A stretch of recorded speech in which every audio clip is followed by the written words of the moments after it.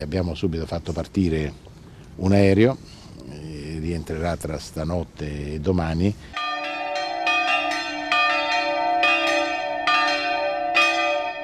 Oggi proprio facciamo una messa di ringraziamento per la liberazione di Alberto.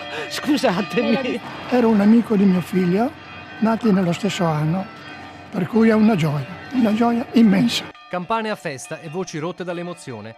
Il Lido di Venezia si sveglia così, le luci del giorno diventano quelle della gioia.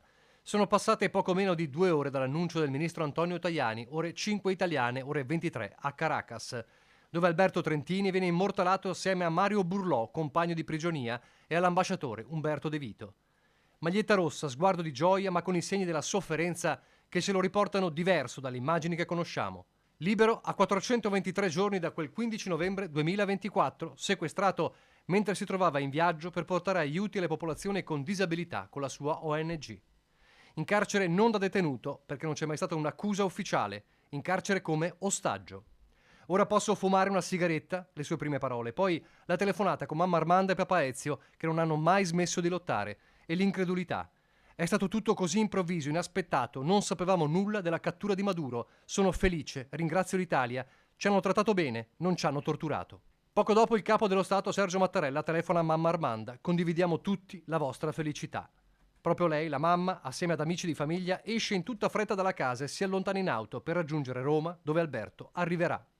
La famiglia vuole mantenere il silenzio e affida la gioia a un messaggio. Ringraziamo tutti quelli che hanno reso possibile, anche lavorando nell'invisibilità, la sua liberazione. Questi mesi di prigionia hanno lasciato in Alberto e in noi che lo amiamo ferite difficilmente guaribili. Adesso avremo bisogno di tempo da trascorrere in intimità per riprenderci. Ci sarà tempo per trovare le parole giuste, per raccontare fatti e accertare responsabilità. Oggi vogliamo solo pace. Grazie. 423 giorni da ostaggio, 12 di attesa spasmodica dall'attacco USA in Venezuela. Dopo Tajani arrivano le parole di Giorgia Meloni. Trentini e Burlò riabbracceranno presto le loro famiglie che in questi mesi hanno sofferto molto, a cui ovviamente vogliamo rinnovare il nostro affetto. Questo risultato è il frutto del lavoro discreto, ma efficace, portato avanti in questi mesi non solo dal governo, ma dalla rete diplomatica, dall'intelligence. Il grazie anche alla presidente reggente Delcy Rodriguez e l'annuncio, un aereo in volo per riportarlo a casa. Casa significa Lido, dove lo striscione sull'abitazione dei Trentini ha scandito 423 giorni di dolore e dove la comunità ha fatto tutt'uno. Per noi qui della comunità di Sant'Antonio è veramente la notizia più bella. Dopo un anno di intensa preghiera, veramente intensa preghiera, a cui abbiamo creduto fermamente.